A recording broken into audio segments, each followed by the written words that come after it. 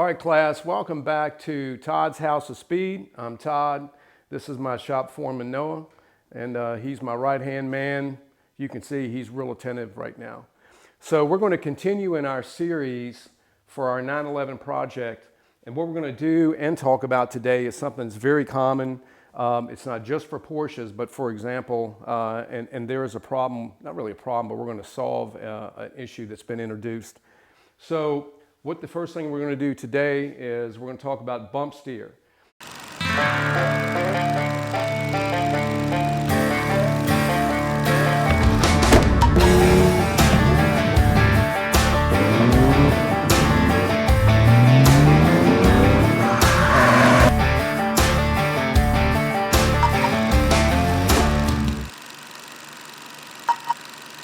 All right, kids, so let's explain what bump steer is. A lot of people talk about it, but they really can't or really don't understand what it is. And what it is with bump steer is the geometry of the steering is off. And here's a good example right here. Here's my 5-year-old drawing right here. So we have this car, so here's our 911 right here, and it's been lowered down a little bit past the European ride height. So it's a pretty good amount lowered from the US ride height. So essentially, this is what we're looking at in a very simple terms here. So what's happened is, as we lower it, the suspension moves up. And when suspension moves up, so does your tie rod. So what we're looking at this drawing, so here's your tire, and this is a generic drawing where this is your upper control arm, lower control arm. You can see or at least in my drawing, that they've moved up. And this is your rack and pinion here. So in red is your tie rod. This represents the inner joint, and then your tie rod, and then your outer joint. And you can see it's going at an upwards angle. So when we talk about bump steer, what we're talking about is cars done on the ground, fully weighted, and you're looking at where the angle of your tie rod's from the inner joint out. And basically, I'm gonna take my arms here, is like it's gonna move up as the suspension moves up. So in my illustration right here, and let me give you an example, maybe you could see it better on camera, where imagine this is about where it should be before we lowered it. So again, just a generic drawing. So what we've done here, what's going on is our tie rod is past the point of travel. So, I'm gonna use that. I've been looking down. He's looking at you. Yeah. So our tie rod, you can see right now, at rest going forward, is past the point of travel. And so what do I mean by that? You can see that it's already going up with the suspension. So if you take it and have it aligned like that, what you're doing is you're setting this up. The geometry is already off at rest. So let me show you what I'm talking about. So I'm going to erase this real quick, and I'm using a string, and I'm going to demonstrate what happens. All right? Okay, so when we're talking about bump steer, I'm going to do a little bit simpler illustration where we saw where the inner tie rod and the outer tie rod in, but really the angle of the tie rod itself was going upwards. So let me illustrate what I'm talking about. So when you have whatever it is, hot rod, tuner car, whatever, when you have it ready to go, on the ground, everything equalized, weight on it, your tie rod should be, and I'm gonna illustrate with this rope. I'm just gonna, stick with me. So imagine this is your rack and this is the center. This is gonna be your inner tie rod joint. So I'm gonna show you what happens. This is about where it should be, but watch what happens here.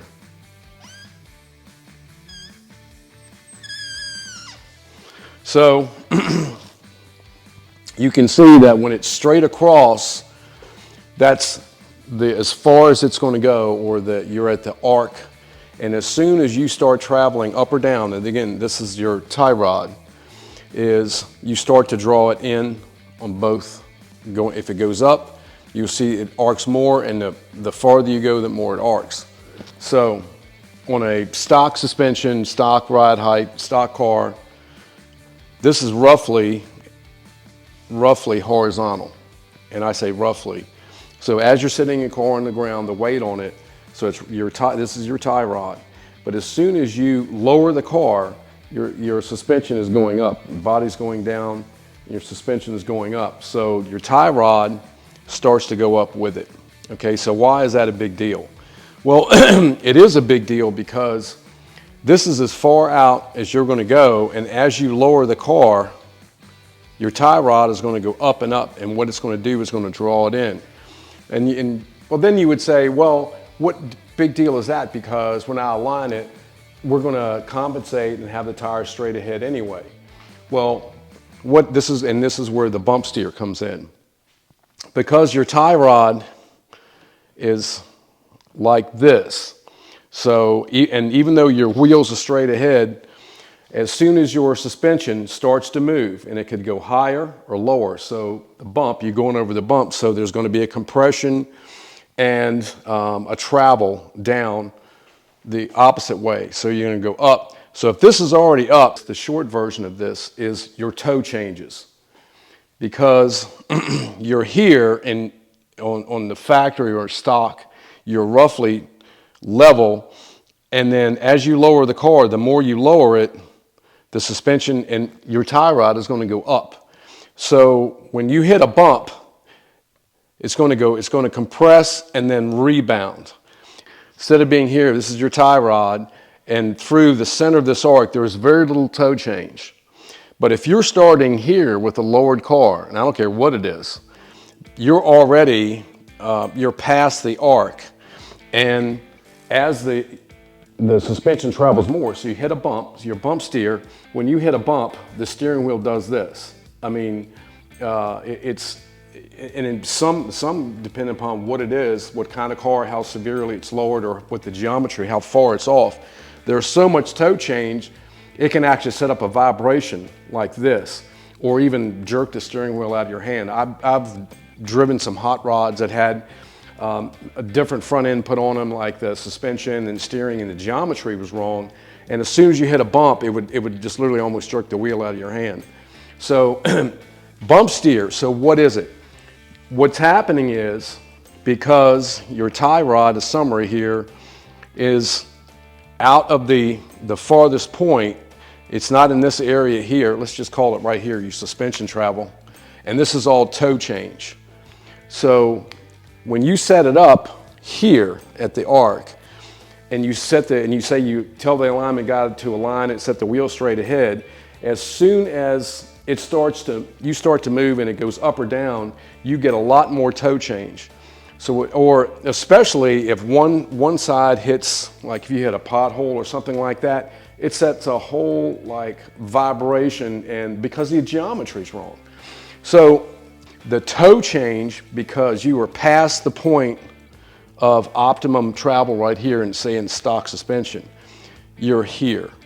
And since you're already here, the geometry, and this is steering geometry, not suspension geometry, related but two different things, is you're already past the farthest point, so it's you're getting all this toe change as the suspension travels. Even if you only have, say, 4 inches of travel, or roughly, especially in a lower car.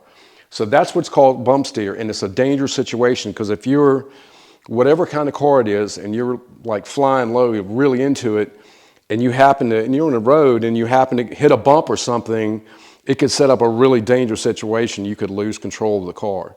I know that sounds extreme, but that's what's happening. So in our Porsche right here, this was about where it was, and from the USA ride height, we've lowered it to, say, European, and then I've lowered it just for my personal taste, just a little bit more. So you can see right here, the top of the tire is just at the opening of the inner fender. I just like the way that looks. What do you think, man? You like the way that looks? I thought so. He agrees. So we put our drop tie rod, and basically it's going to take, it's essentially a stud spacer that I showed you earlier. And it's going to take, let me see if I can put this, kind of show you here, get my arm out of the way. It's going to take what essentially is here, and it's going to space the tie rod back in this area right here at the farthest point of the arc. And so even though the suspension is lowered and it's up a little bit, your tie rod is virtually straight across by using those spacers. And so that's what I'm talking about. And I will tell you that, again, you can have a very expensive rod and you can have a lot of money in your car, but I've seen this so often where the cars are lowered and either people don't know what it is or they'll say, the car doesn't drive right. And and the car doesn't drive right. It goes down the road and it's like, and you can tell, further, I can tell when I drive something, when the geometry's off, the steering, especially the turn in is off, again, because your tie rods are passed and they're in a different arc. So there is a solution. So today I'm going to show you what that solution is. So this is a pair of drop outer tie rods. So we're going to open it up. This is a company called FVD. I don't know if they necessarily make these or they have somebody make them for them, but you can see it's a beautiful heim joint, and instead of, let me hold it like this spacer is going to basically bottom out against the steering knuckle where the tie rod goes on, and this is about 30 millimeters, give or take, this lowering kit. These are about $250 delivered, something like that.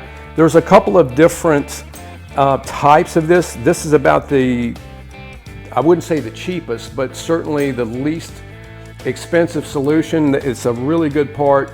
It's really well made. If the cars are lowered any more, that you can certainly go lower if you want.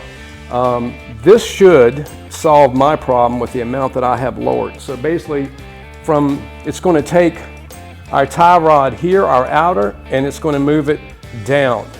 That's the principle. So it's going to take my tie rods, okay, that are like this now at driving height, and put them back more in plane and more straight ahead while you're driving down the road to eliminate the bump steer.